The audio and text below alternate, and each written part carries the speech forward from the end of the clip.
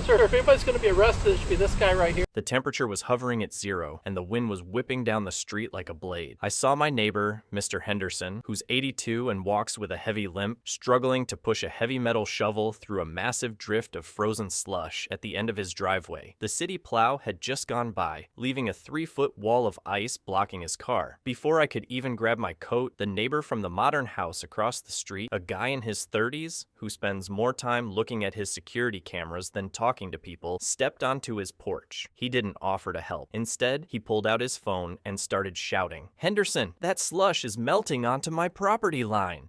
If that freezes into a slip hazard, I'm filing a personal injury claim against your estate." I didn't say a word. I pulled my heavy-duty snowblower out of the garage, hauled it across the street, and stood between Mr. Henderson and the guy on the porch. I took the shovel from the old man's shaking hands and said, "Mr. Henderson, go inside and put the kettle on. I've got the engine power. You just worry about staying warm." He looked at me with watery eyes and whispered, "He's been texting me all morning saying he's reporting me to the HOA for a blight violation." I was scared they'd put a lien on the house. I engaged the auger. The machine roared to life, throwing that icy slush 20 feet into the air. The guy lost it. He ran down his driveway, filming me with his phone, screaming that the noise was violating the local quiet enjoyment ordinance, and that he'd have my business license revoked. He kept yelling, "I'm calling the HOA president. I've got you on 4K video." 10 minutes later, the HOA president actually pulled up. The neighbor ran to her car, pointing at me like I was committing a felony. She rolled down her window, looked at Mr. Henderson's perfectly cleared driveway, then at the neighbor. She said, "Actually, I'm glad you're out here. Since you're so concerned about sidewalk safety,